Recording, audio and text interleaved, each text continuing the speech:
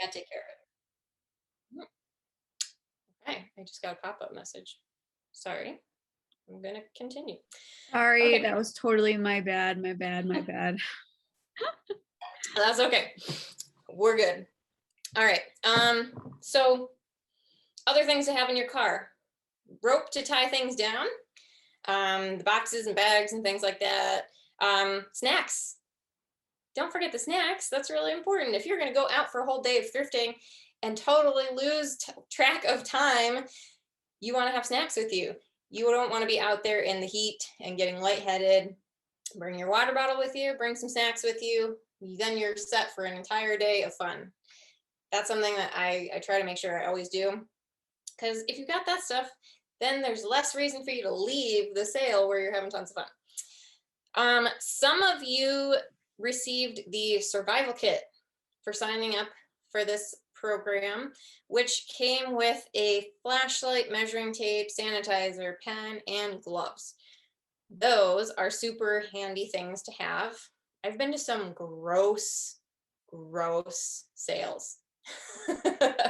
You sometimes are really going to need those gloves and flashlights and things like that.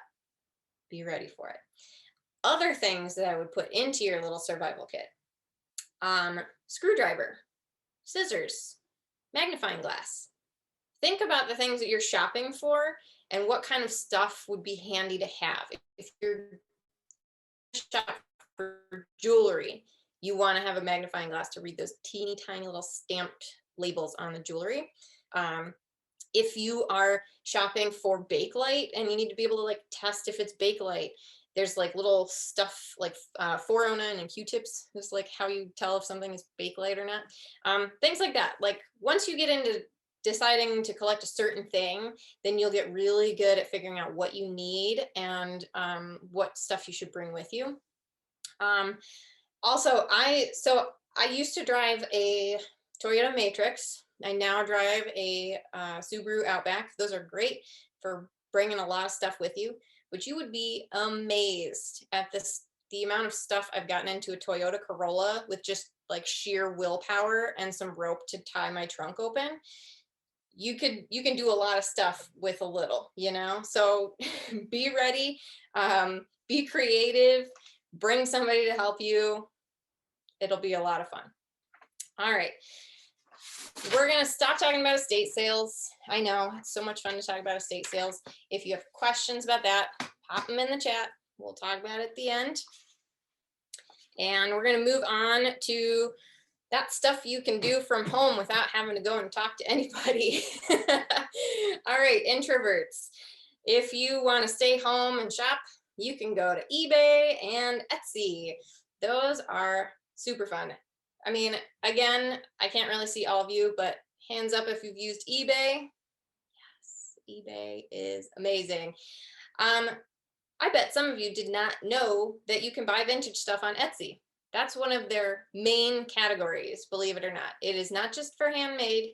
Vintage is a huge, huge thing on Etsy. If you're searching on Etsy, you're going to need to go into the filters on the side when you're searching and make sure that you select the category of vintage so that you don't get thousands upon thousands of matching entries of handmade stuff. You got to click that little bubble and it'll narrow your search down. I've bought a few vintage things on Etsy before, I believe. I really use eBay a lot more. I've been using eBay for a long time and probably bought a lot more stuff than I should have. This is one that's like, it's a dangerous rabbit hole to go down, okay?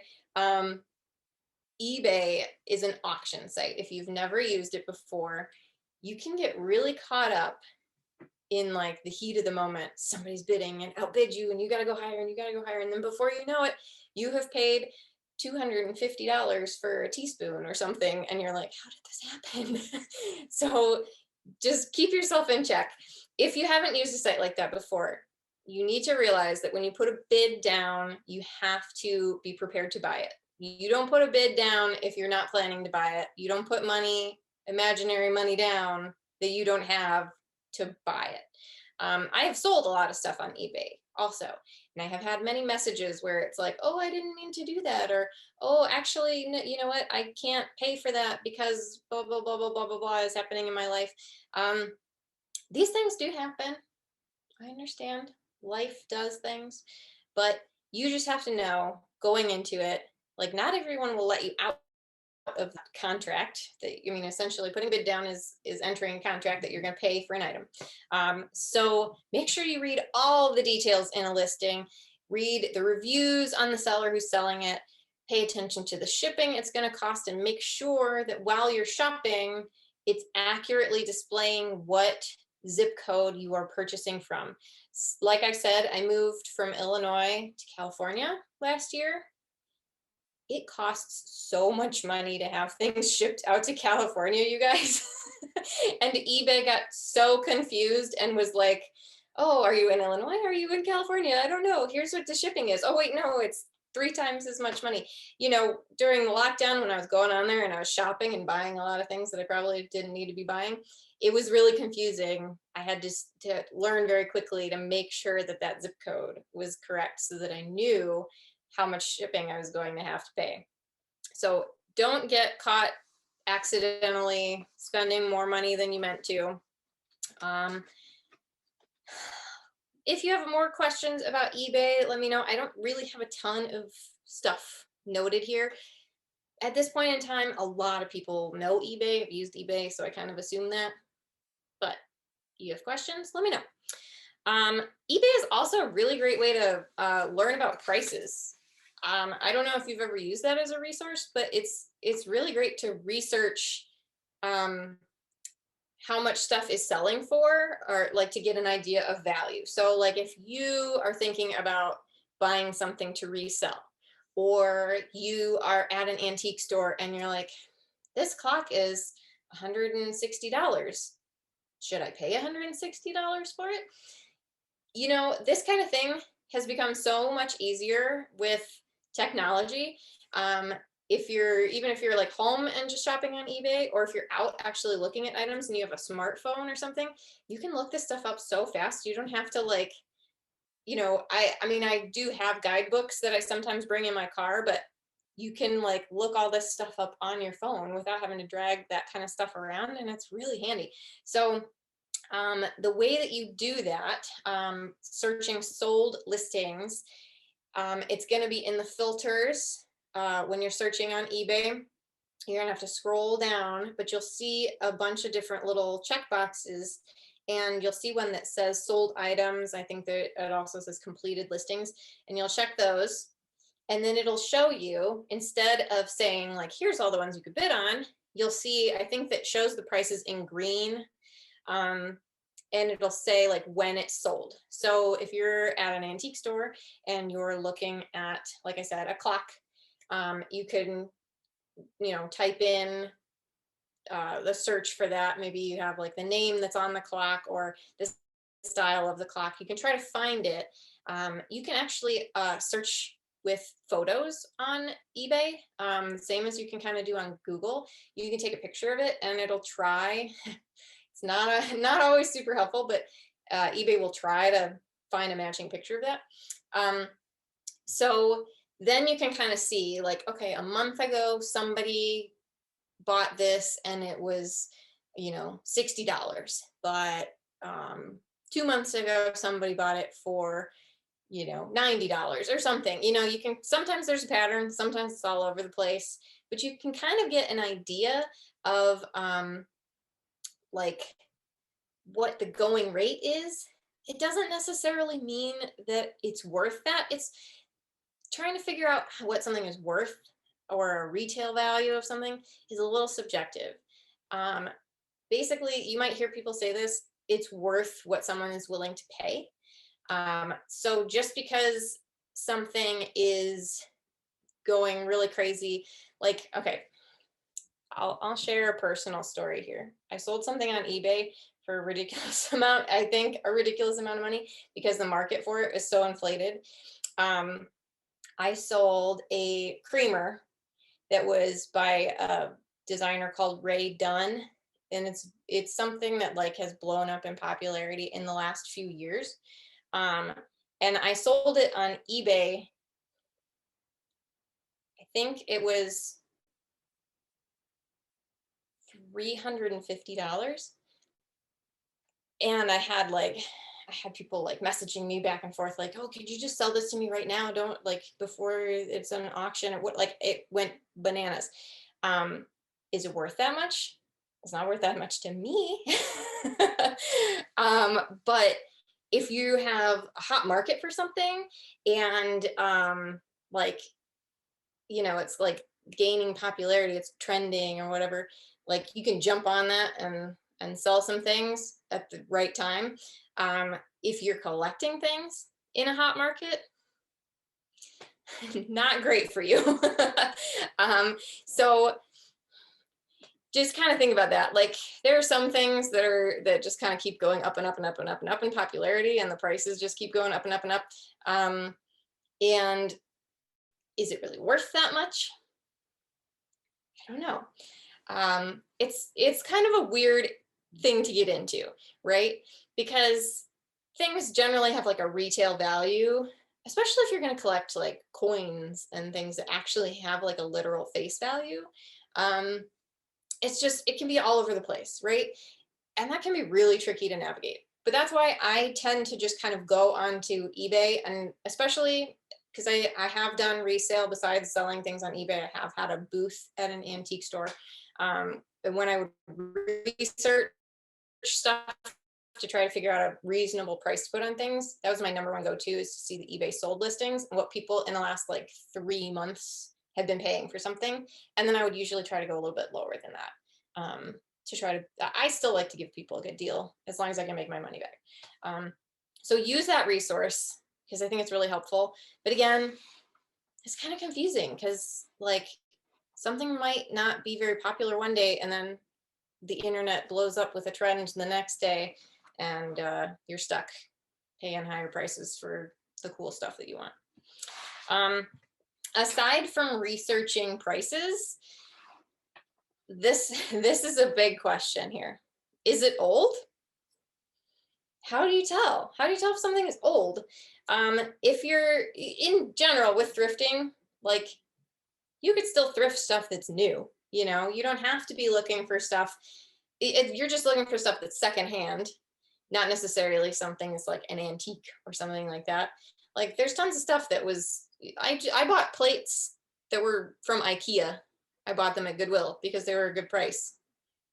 It's not vintage, but it was secondhand and it was a good deal, So some of you might just be looking for stuff that's like a great bargain.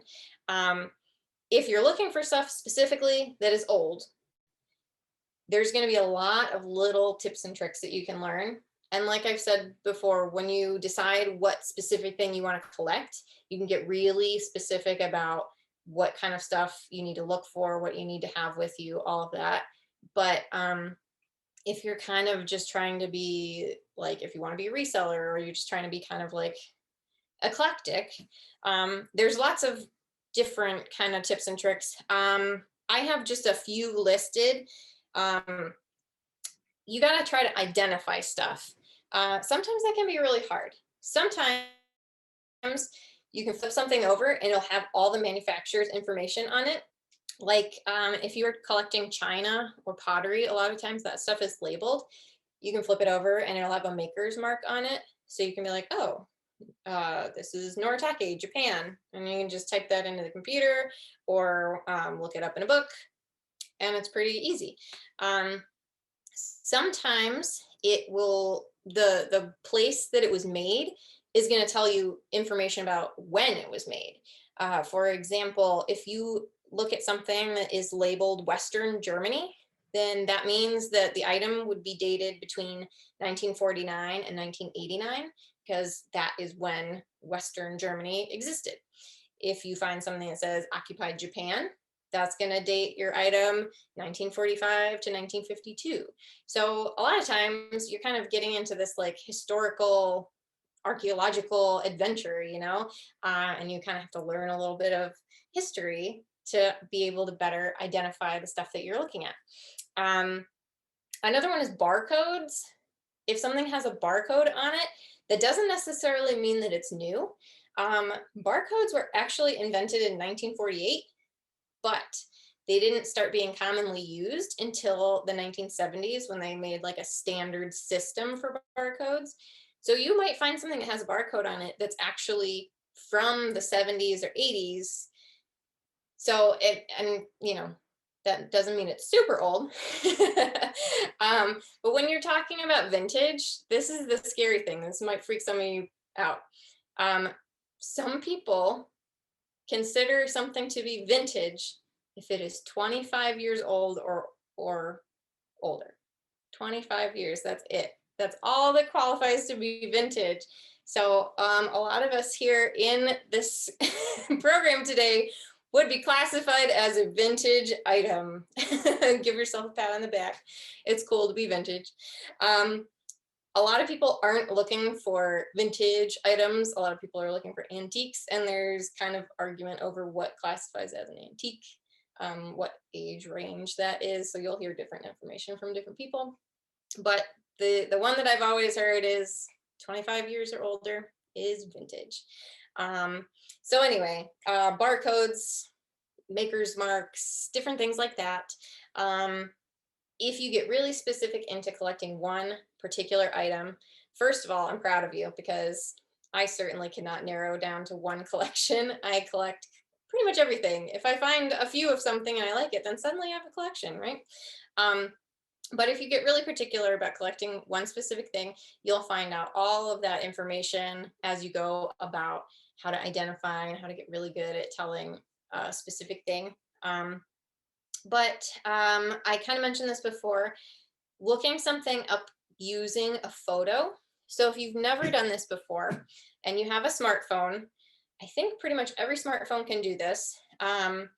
Mine, when you go into to actually take a picture yourself, there's a little setting. You just go into an extra menu, and mine has like a little search button. So you can actually hold your phone up and take a picture of the item, and it will do a Google image search of that item. Sometimes I get totally crazy results that are nothing like the item that I'm searching for. But sometimes it's like spot on. One item in particular that worked really well was a children's toy that was a specific like cartoon character, and I didn't know the name of that cartoon character, so I just did the little Google image search with my camera, and it immediately pulled up like not only that cartoon character but like that exact figurine, photos of it, eBay listings. I mean, it was all right there, and I was like, oh, perfect, this is all the information I needed. When it comes to trying to photograph something like a China pattern, I will get sometimes all kinds of crazy results, like a painting or some clothing or something, and it makes no sense to me.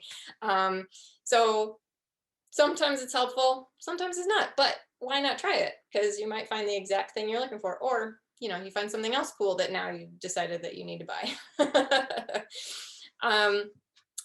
How many people out here still like to look at like books for specific things? You like looking at pictures in books? Because I actually really love looking at collector's guides. So I went ahead and I looked at the stuff that Indian Trails has, and I found, just with doing like a really basic search, I found like a handful of books. They have a lot of glassware related guidebooks, like depression glass. There's also some just general like books about antique collecting that have color photos in them. The thing with collector's books is, for me, I use them more as identification help, and researching like specific details about an item. I don't really take the pricing section very seriously. For example, one of the main things that I collect is jadeite, which is a green colored glassware, that it was like 40s, 50s, 60s era.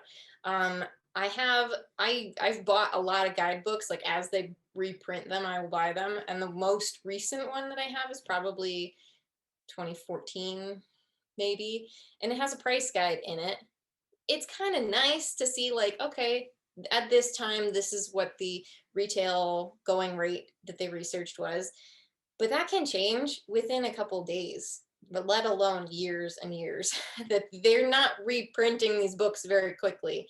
And especially now that most people use the internet for things, a lot of people don't even print guidebooks anymore.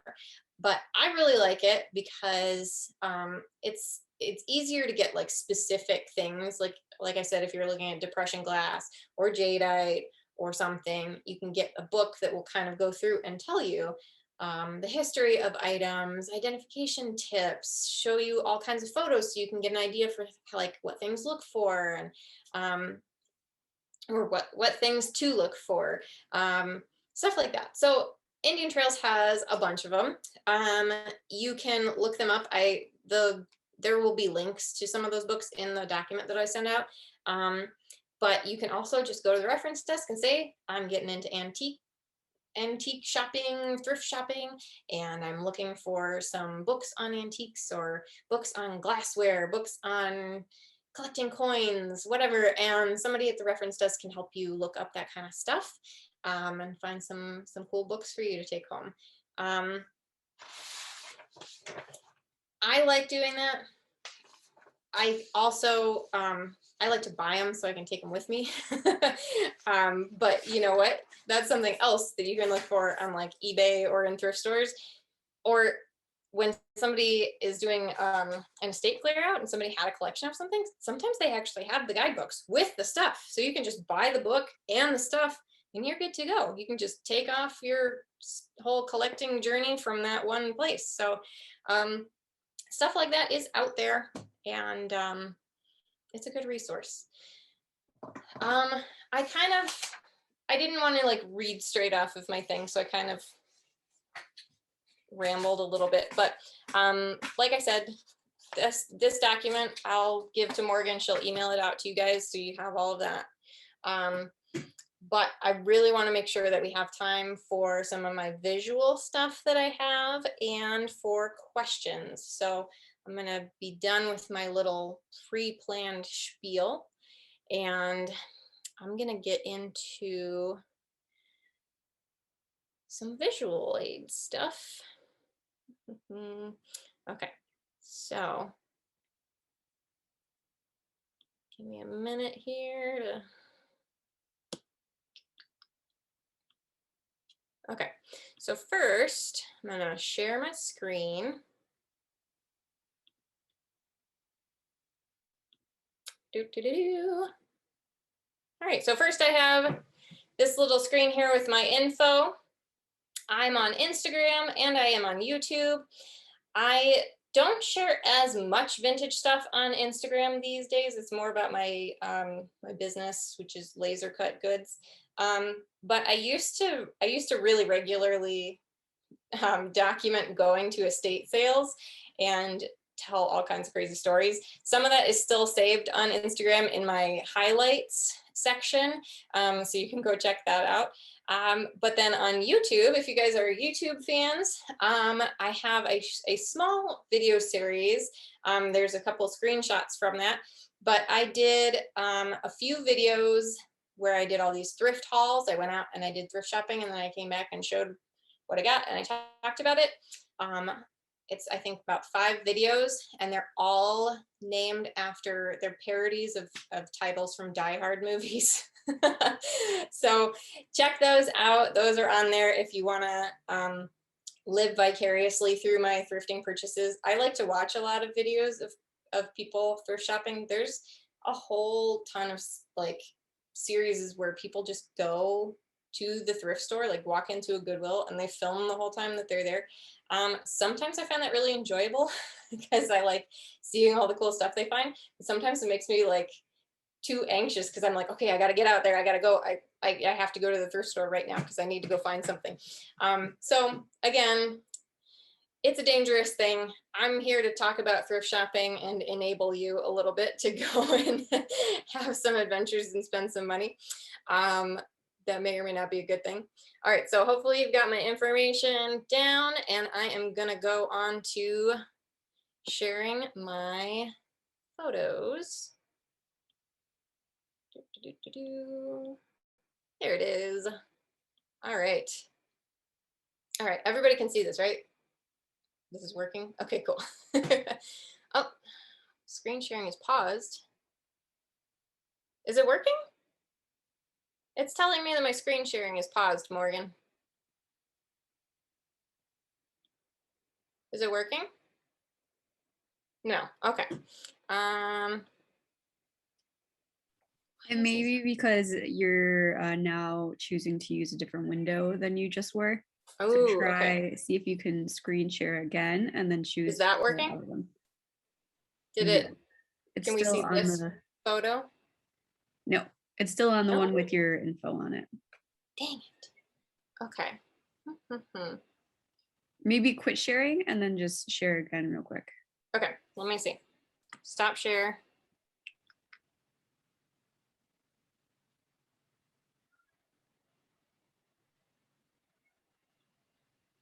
Can you hear Gus Gus? Okay, is that working now? Do we Yes. see a Yes, picture of perfect. stools? Perfect. Okay. That sounds Okay. funny, but yes. Thank you for bearing with me on the technical things here. Okay, so I'm gonna go through and just share a few of my thrift finds. I gotta say, like, the majority of things in my house are secondhand purchases, especially since I moved. We got rid of a lot of stuff, and then as I've been like reacquiring things, I've been really specific about the things that I'm getting. So this is an older photo because I have Christmas decorations in the background. But this is a pair of mid-century bar stools that I bought at an estate sale. And this was a really great find because the estate sale had 4 of these bar stools. I needed 2 bar stools, and I was looking for really specific ones, and they had to fit my bar. So I was able to find what I was looking for, and they had more than I needed. So what did I do? I sold it on Facebook Marketplace. I kept 2 of them. I cleaned them all up. I paid $150 for the set of 4 bar stools, which in itself is a very good deal. And then I put 2 bar stools up on Marketplace for $100. So I got an even better deal at the end of the day after reselling the ones that I didn't need. That was a really good find, right? I did have to put in a lot of elbow grease to get these guys cleaned up. They're white vinyl and they're still not like 100% clean. I need to, if anybody knows a good vinyl cleaner, let me know, because these things are pretty clean, but like they still show their age. All right, so those are my bar stools. This is another one of my favorite finds. So I bought these 2 chairs at the Goodwill on Rand Road in Arlington Heights. Does that sound right? That's one of my favorite Goodwills, incidentally. It's super close to the library. I got these in this condition, as you see in the photo. They're missing some of the seat straps. They had really horrible painted plywood and oversized dingy couch cushions that someone had stuck on them as, like, I guess temporarily putting a cushion on it so they could sit on it. I don't know, it was terrible. They were $4.99 a piece in this condition.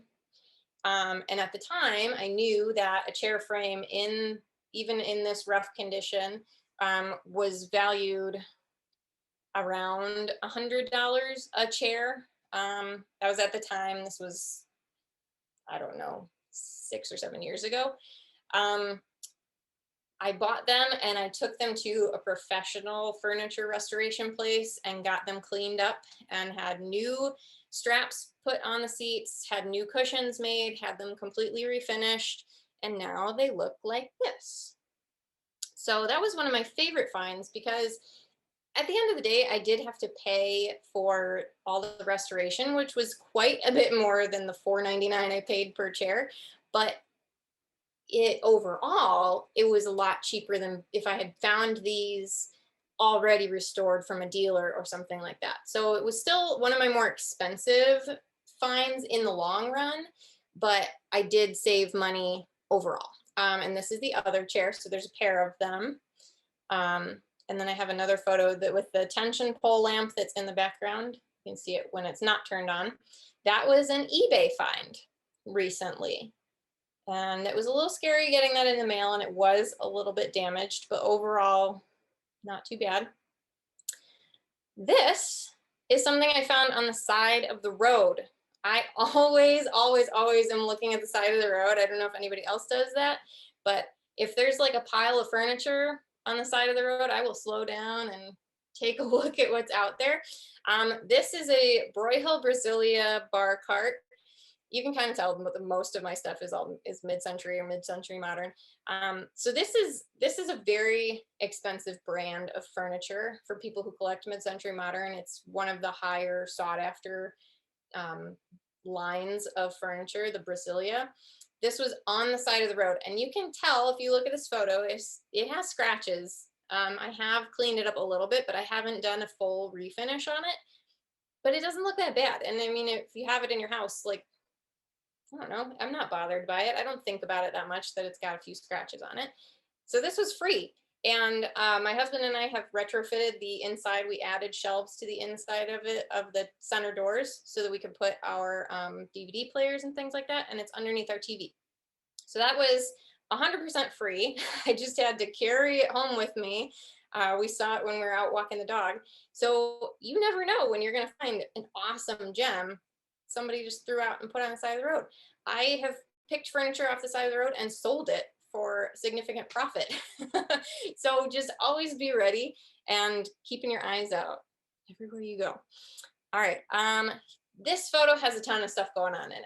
And I'm really excited to talk about this because if you are secondhand shopping, I talked about this a little bit before. You're going to pay up for some stuff and you're going to get some really good deals, and it kind of all balances out. And this photo is a fantastic representation of what you can achieve by going to all these different random places and then putting it all together. So starting in the upper left, that is a swag light fixture that I got at an estate sale. I got that for probably $30. Very, very cheap. That estate sale had great prices. The piece of furniture that the record player is on, it's like it can be used against the wall like I have it, or you can put it in the center of a room, or like as a room divider. That was really popular in like the 60s, to have a piece of furniture that divided like your living and dining room or something.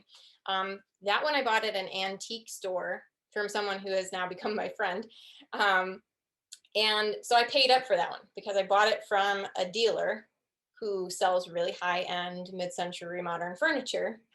So that I had to pay up for, but it was worth it to me because especially furniture is a little bit harder to find, like tchotchkes and stuff, which I love. It's a lot easier to come by and find a lot of the same kind of thing. But a lot of times furniture, or when you're looking for a specific item, you might not find it again. That's kind of one of the #1 rules of vintage shopping, is that the time to buy it is when you see it. You don't know if you're going to see one again. So especially with furniture, bigger pieces, it's harder to find a lot of that stuff. I am willing to pay up for certain things. The chair, even though it is also a piece of furniture, chairs are a little bit easier to get. That was an estate sale find. Same estate sale where I got my bar stools. I took home 4 bar stools and that chair in my car. Had to tie the trunk so it was like slightly open, but it was secure. And it took a long time to get all that stuff into my car, but I did it and I got it all home. So that chair was a really good deal. And the rug is from Marketplace. I got that on Facebook Marketplace. That is a rug that is currently made and sold on like overstock.com, things like that. You can buy it online. It's a newer thing. It's just made to look 70s. So I got that on Marketplace for, I think it was like $50, and it sells online for like over 200. So that was a really good deal. So overall, in this room, I have a furniture piece, a big furniture piece that I paid a bit more at an antique store, and then a few estate sale finds that were a lot cheaper, and then a marketplace find, which was really cheap. And you put it all together, and I have this cohesive room. I've got my little tchotchkes sprinkled throughout it. My glassware is something that I just kind of find here and there as I come across it. But overall, it's pretty awesome to think about. Like when I walk into that room, I'm really happy to think these came from so many different places, and they're all here together now in my collection. And I remember most of the time where I got stuff, and like I don't know, I think it's kind of a sentimental thing, you know, to think about the experience that you had while you were finding something, or maybe a story that someone told you when you got it from them, something like that. It's kind of fun. It like items have a life outside of just being an item sometimes, you know. I don't know, maybe you don't feel that way, but I do. Um, let's see. This is in that same room. Marketplace, I got the lamp base, and then eBay, I got the lamp shade. So sometimes you can get stuff from totally different places and like put them together. You know, if you find something that's missing a part or not working, you can usually, eBay is a great way to find like really specific parts for things. And, you know, I put them together and it looks like it just was always that way. Again, marketplace, Facebook marketplace. This clock, I think it was like $25. And I looked up the eBay sold listings when I bought that, and they were, I don't know, 125 and up, had been selling for at around that time. Let's see. This one, this one I'm really excited about. So we've gone over a lot of different places that are kind of known places to find stuff. eBay, very established. Estate sales, yeah, they've been going on for a long time. But like I said, with my side of the road stuff, you got to always be looking everywhere for stuff because you don't know when you're going to find something. And this one was at a random shop that sold fudge, ice cream, books, vintage stuff. This was like one of those guys that will just sell anything and everything. And it is a vintage painting. So, I mean, obviously, it like, you know, someone could paint something like this now and like it looks vintage, but this is actually an antique. I think it's fantastic. I am not, even though I have studied art, I am not like a big art collector. But that is something that you could get into, you know, actually buying original art. I have found tons of really cool original art at thrift stores and things like that. But this one was so cool because it was just like, I walked into the store because I wanted to buy some fudge. I had no idea I was going to walk out with a beautiful painting, you know? So you just never know when you're going to find something. And then I'm going to end with, this is my holiday display for one of my most precious collections, which is my jadeite that I talked about earlier. This is a photo that a lot of people like. I just screenshotted it from my Instagram. But this showcases one of my main collections, and my secondary collection that people only see once a year is my Christmas collection. So I kind of mashed the two together, and it just makes me really happy. So hopefully you enjoyed some of those fun visual aids. And now I'm really excited to get into the questions. So Morgan, what do you got for me?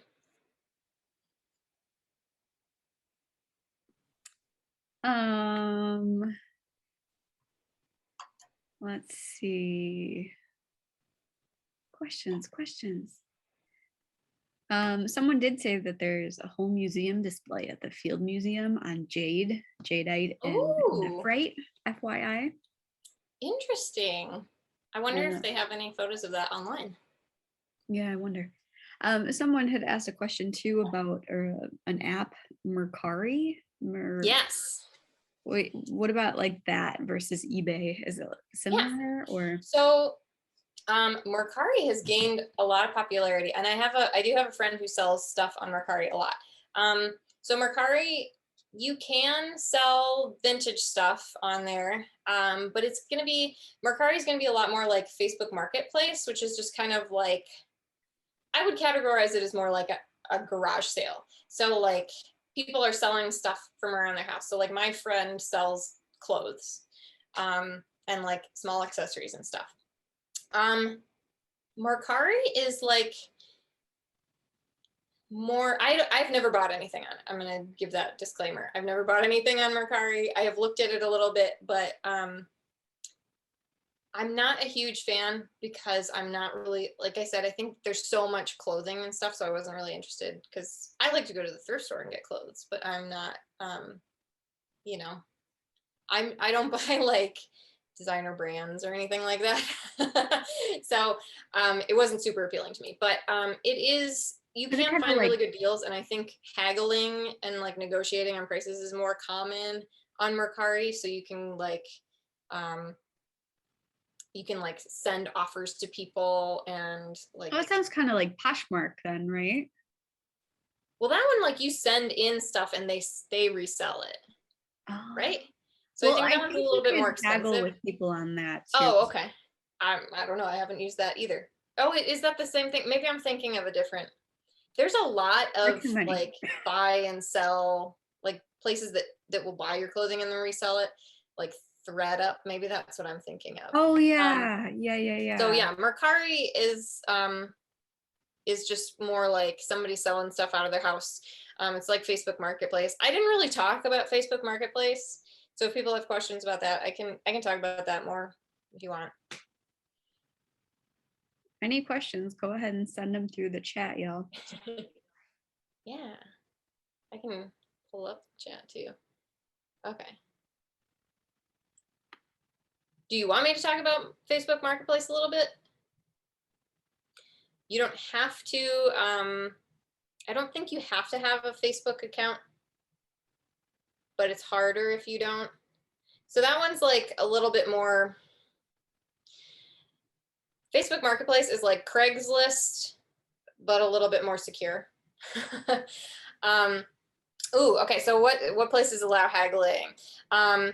Estate sales do, but like they might be a little bit closed off about it. So like I said, if you go to an estate sale and you go in on the first day and you try to haggle about something, they're gonna be like, this is the first day, the price is the price. But you can usually say, like, if someone's like doing a bundle, you bring a bunch of items up and they're like, how about 25? Then you can kind of be like, well, would you do 20? I'm not a super haggler, like just by nature. I'm generally kind of like, if I don't want to pay the price, I'm just not going to try to buy it. I do like, though, like when on eBay, a lot of times they'll have something listed and it'll say like the bidding starts at $30, or you could send an offer and they'll accept the best offer. So like if they're putting it up front that they accept offers, then you know that you can try to negotiate. Facebook Marketplace. I sell a ton of stuff on Facebook Marketplace. It's really handy. But that's one place where people try to haggle a lot. And if just FYI, if you are trying to resell anything, Marketplace and Mercari both are kind of like notorious for people trying to lowball offers. So like if I have something listed at $40, people will be like, will you take 15? And I'm like, no. So just kind of know that going into it if you're trying to resell stuff. But anytime, basically, like I said, not super negotiator haggler, but anytime you're trying to do something like that, you just have to be really respectful and like don't go too far down. Like don't insult somebody by making a really low offer. Ooh, I hate my computer. Be reasonable. Like if somebody, if it's a higher priced item, like knocking off like $10 or $15 isn't such a big deal. But if you're like automatically going to like half off, they're not gonna take you seriously, and they're gonna be like, no, get out of here. So just be careful how you do it. But like thrift stores, antique stores generally don't do the haggling thing. Antique malls, where they have the multiple vendors, sometimes you can make offers on things. You can just ask them. Like I sold at an antique mall where they just kind of had a standard, like if you have an item over $50 and somebody asks if you would go lower, they like you could sign a little thing that would say like, yeah, sure. If you want to take off 10%, that's fine. So sometimes they have little things built in like that since they're not there to negotiate. So you could always ask, like, do your vendors accept offers, or, you know, can I leave an offer on something? Just find out. Just be nice about it. If you're friendly and nice about stuff, like it can get you a long way. And you can find out if there's special deals or things like that. Just don't expect it. If you act like you think that people should automatically lower price, they probably won't want to. All right, what else do we have here? How can you tell something sold on Amazon uses good quality material? I don't know. If you're collecting a specific thing, then you kind of will start to know if like things to look for. It really just depends on what items you're buying. So I can't be too specific on that one. I have never gone to an auction. I just use online auctions.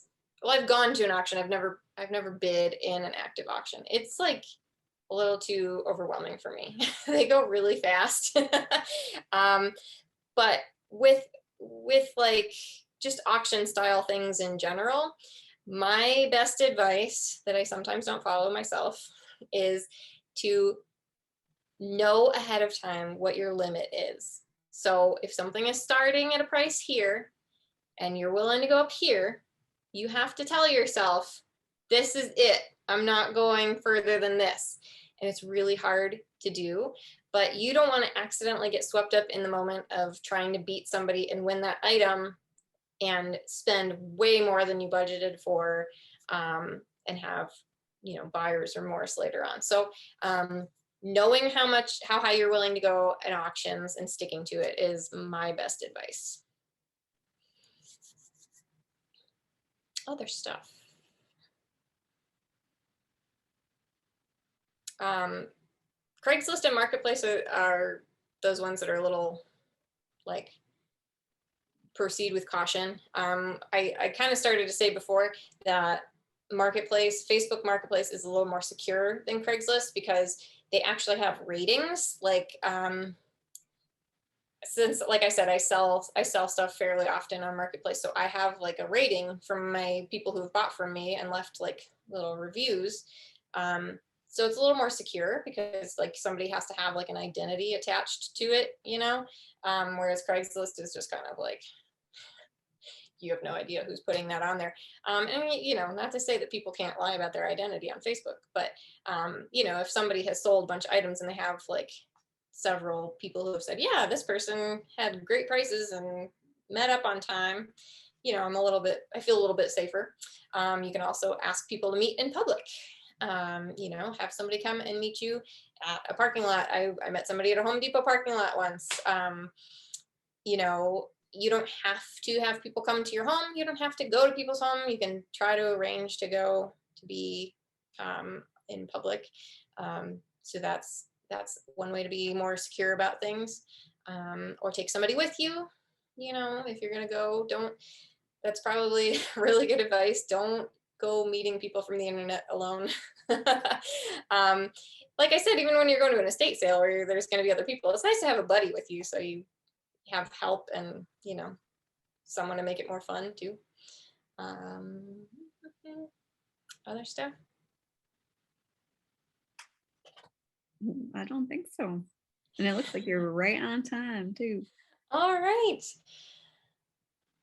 Well, I'll send this to Morgan and she can send it around to you guys. I hope that you guys are inspired to go and find cool stuff. I'm interested to know what other people collect. I mean, you could throw that in the chat if you want to, like what kind of stuff that you guys like. I showed some of my stuff. I got my paint by numbers.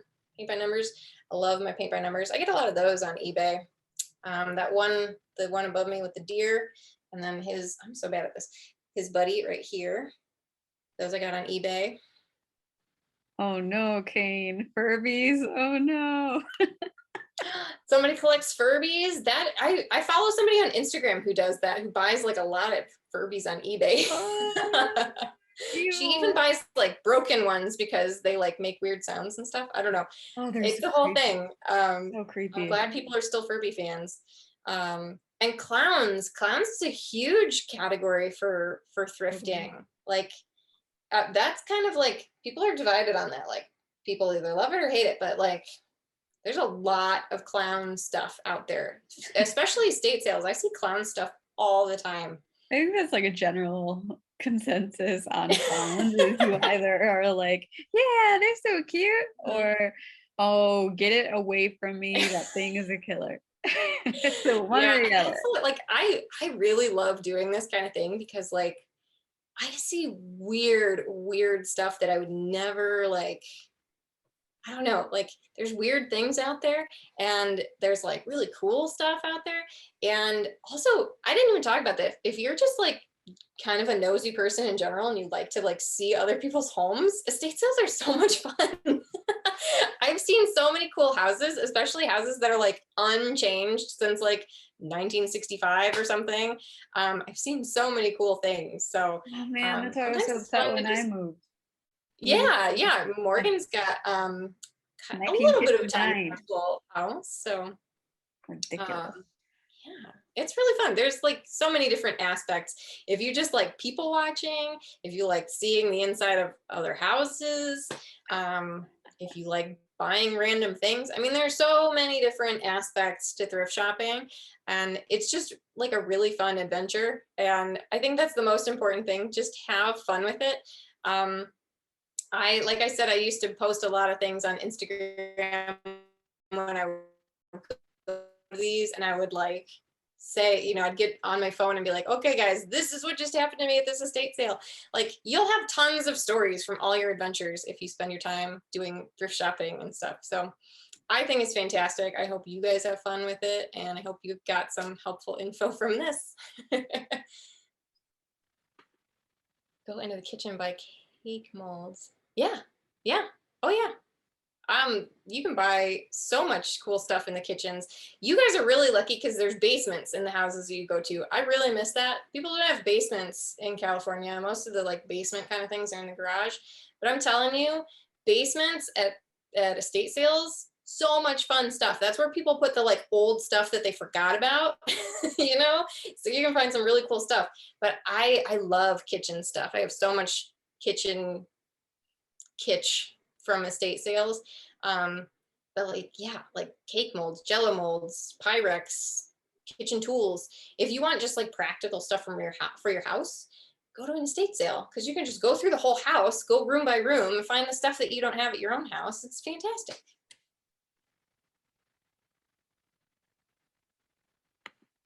Words to live If there's by. other stuff, you can always ask Morgan to pass some questions along to me. You've Yeah, got my please do. Instagram, so you can reach out to me there. You can go and enjoy my YouTube videos. I have a lot of fun stories in those. So thank you guys for coming. Yes, and thank you for joining us for a lovely evening, Kat. Yeah, I hope you guys had fun. This is something I love to talk about, so it's an evening well spent. It looks like one more question. Oh, yeah, And sure. what days are best to go Oh, to? that's a great question. Okay, so if you're looking for a very specific thing, like if you saw something in the photo and you're like, I have to have that item, you're gonna want to get in line and be there on the first day. But if you don't really care so much about like a specific thing and you're just like a bargain hunter, go on the very last day of the sale because that's when they're like, we don't want this like the way an estate still works is right is like somebody has an estate that they're clearing out and they hire a company to come and sell it. So the person is going to get some money, but the estate sale company is going to take a cut of that money. And they have to like, a lot of times, depending on like what kind of agreement they've entered into, the company might have to like find some place to take all of that stuff. Sometimes it ends up in a dumpster. So if you go on the last day, you can make offers, you can haggle, you can like get a whole big bundle of stuff. I sometimes will go on the first day of a sale and the last day of a sale if it has a lot of good stuff, like come back. And sometimes there's a lot of stuff there that I wanted the first time and now it's way less money. So it just depends on what you're looking for. Awesome. Love it. All right. Well, we recorded most of this. I was a little late on the recording. So Snuck up on me. it'll be a partial recording. But that'll be put on YouTube right. in about a week or so. So Cool. if anyone missed out on, I don't know, 30 minutes in onward, that Well, it'll also be in you guys will get the notes. yes, so that as well. So I'll email those out to you once I've got those. All right. Thanks for coming out, everybody. Yeah, thank you, everybody. Yeah. Thanks, Kat. Thank you. Thanks, Morgan, for hosting this. Thank you. Take care. Good night, everyone. Bye. Bye.